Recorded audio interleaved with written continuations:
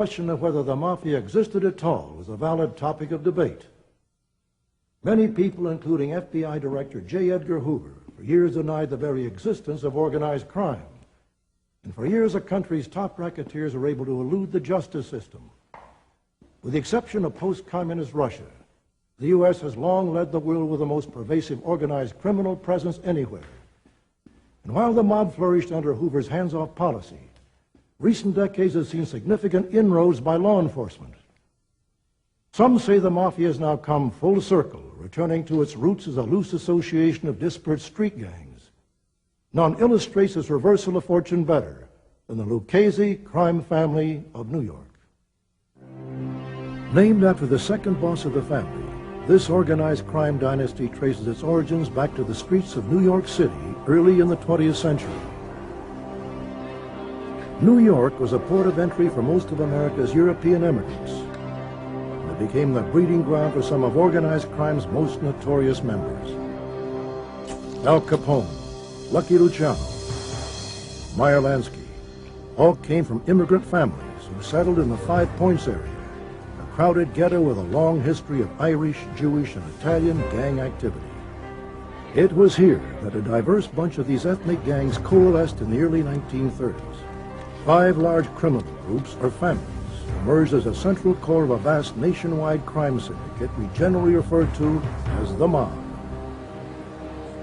The top gangsters of the Prohibition era also formed a commission consisting of the heads of the 5 families and a few others, and it is here in New York where the commission members still meet in secret, still discuss business, still order hits, and still control the rackets that have made these Mafia bosses filthy rich. The term crime family refers to the distinct Mafia organizations numbering anywhere from just over 100 to several hundred official members. They have a specific hierarchy, with the boss at the top and soldiers at the bottom. And surprisingly, most members are not actually related to each other. The 5 New York families, Gambino, Genovese, Bonanno, Colombo, and Lucchese, are all named after powerful bosses who at one time ruled these organizations. None of those bosses, however, were founders of their criminal enterprises, and to most outsiders, their existence would not be known until well into the 20th century. Are you a member of any secret organization? Yes, I am. What is the name of it? Cosa Nostra in Italian. Cosa Nostra in Italian. Our thing and our family in English. In 1963, Joseph Valachi became one of the first members of the Mafia to break omertà, the code of silence, and to reveal the secret rituals and inner workings of the mob. For the first time, the public learned of the 5 Cosa Nostra families and the unique hierarchy of these organizations. At the top is the boss, his underboss, and consigliere, the Mafia equivalent of president, vice president, and attorney general. Next, the family has a number of capos, who each had a crew made up of soldiers, lowest-ranking made members, who along with non-made associates usually work at the street level. The name at the top of one of those family charts was Gaetano Lucchese, who had long ago Americanized his first name to Tommy. From then on, his became known as the Lucchese Crime Family. The gangster organization that would later bear his name was already evolving when young Gaetano Lucchese first arrived in America with his parents in 1905.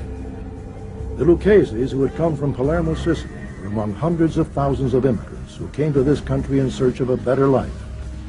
Instead of streets paved with gold, however, many found themselves on the fringes of society, performing back-breaking work for meager wages. What they saw of America was that their fathers, if they were lucky, could get a construction job and work 12 hours a day, 6 days a week, and die early for 5 cents an hour. Author Ernest Volkman, who has chronicled the family in a recent book, says Tommy Lucchese's hard-working father and religious mother tried to steer him in the right direction. The Lucchese family, like all the other Italian immigrant families, they were determined that their sons and daughters would make it in the new world. And they would very often say to their sons, I don't want you to be a donkey like me.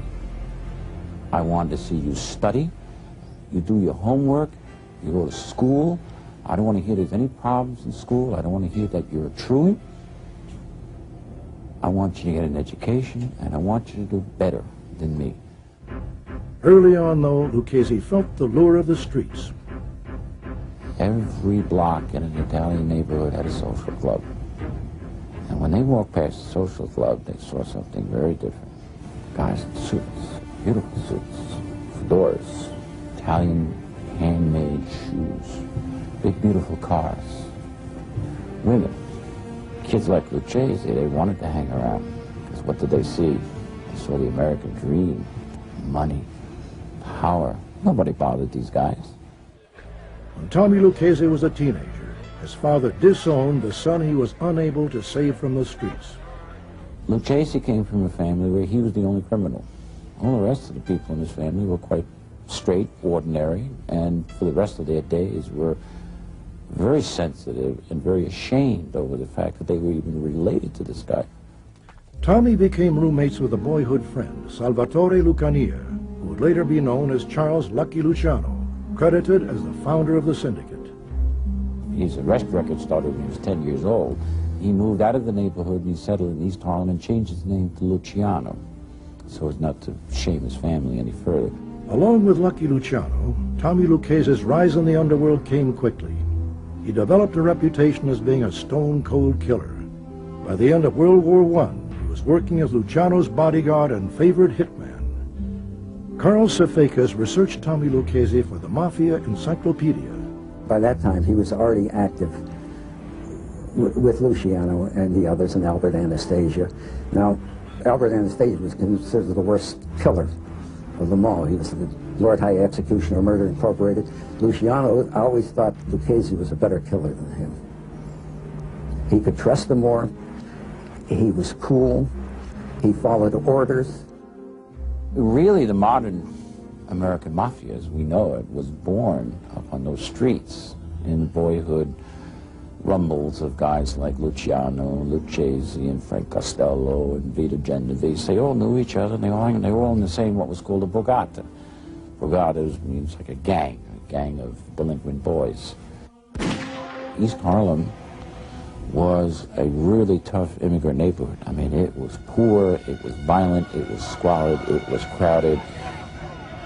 But it also produced Fiorello LaGuardia, and it produced judges, and it produced distinguished businessmen. Why, in an immigrant neighborhood, why do some go into the Borgata and some go to college? We don't know. Lucchese went in a direction quite different than the one his parents imagined for him. His association with Luciano and other hoodlums led him directly into the Mafia, which would be a part of his life from then on. Lucchese, Luciano, and many of their friends eventually became members of the large gang run by Joe the Boss Masseria, a Sicilian who operated out of the Italian neighborhood of East Harlem. Bootlegging was their main source of illegal profit, made possible by the national ban on the sale of alcohol. While supporters of Prohibition had hoped it would cure America's social problems, in reality, it provided gangsters with the opportunity of a lifetime. Lucky Luciano and his criminal associates worked out an elaborate system to import and distribute alcohol all over the United States. Meyer Lansky masterminded the finances. Tommy Lucchese organized the transportation system. Frank Costello handled the bribery of law enforcement and politicians. These were guys who were innovative thinkers. They were smart, they were shrewd, they were not educated in the academic sense, but they understood business. They understood markets. They had all the requisite talents to become great businessmen. But for reasons that we don't quite yet understand, they went in another direction. By the mid-30s, the business of bootlegging had become highly competitive and dangerous, with violent turf wars breaking out all over America. In New York, Joe the Boss found his supremacy threatened by a new Sicilian arrival, the power-hungry Salvatore Maranzano. Maranzano came over, and he tried to purify the mobs that would be all coming from one part of Sicily, and they would knock off everybody else and control everything. Maranzano trusted only Sicilians from the same hometown as his, Castellammare del Golfo, and the feud between Masseria and Maranzano became known as the Castellammarese War. As the war escalated, younger Americanized Italians and their Jewish gangster partners plotted to rid themselves of what they called the old mustache Petes, whose rivalry they viewed as an obstacle to true wealth. Lansky summed it up best. He said, look, Chevrolet salesmen don't shoot Ford salesmen, do they? He had made his point. Why are you shooting each other? There's plenty for everybody. An ambitious and cunning Lucky Luciano pretended to defect to the Maranzano camp. He then lured his old boss, Masseria, to a Coney Island restaurant where Masseria was executed, reportedly by Vito Genovese, Joe Adonis, Alfred Anastasia, and Bugsy Siegel. Maranzano claimed victory and called a meeting of all the Italian gangsters, proclaiming himself boss of bosses. He then divided up the business amongst those most loyal to him. This was the beginning of the Mafia crime families as we know them today. Maranzano formed 5 specific organizations, okay, and he set them up along the lines of a Roman legion. He didn't call them families. They were set up just like Roman legions. And they were to control strictly the crime within their very specific organized territories. But there were those who found fault with the new system. Luciano and Genovese were under him. But they saw that he was opposed to working with the Jewish mobsters, and if you were in bootleg at the time, you had to be involved with the Jewish gangsters like the Purple Gang that dominated bringing over liquor through Detroit. Meanwhile, Maranzano knew he'd have to get rid of the fast-rising Luciano. But Luciano had sent over Tom Galliano and Tommy Lucchese as spies in the Maranzano camp. Maranzano was no fool. He knew he had to get rid of Luciano and the whole bunch, and Costello and the others. So he was planning to kill them all. However, the 2 spies that he trusted very much was Gagliano and Lucchese. Lucchese warned Luciano of the plot. The Luciano loyalists then counterplotted and sent Lucchese to Maranzano's office on the pretense of having urgent business to discuss. Within moments, 4 Jewish gangsters posing as treasury agents burst into the office and lined Maranzano's men up against the wall. Lucchese fingered the victim, and the assassins carried out the hit on Maranzano. Lucchese ran out, and when the police came, there was nobody there except a dead man. And that cleared the way for the American Mafia to be established. Great criminal vision. Luciano, together with his Jewish mobster partner Meyer Lansky, established a national syndicate of organized crime and a commission to act as governing body. In New York, the 5 families set up by Maranzano were reorganized, and Tom Galliano was given leadership of one of them, with Tommy Lucchese as his underboss.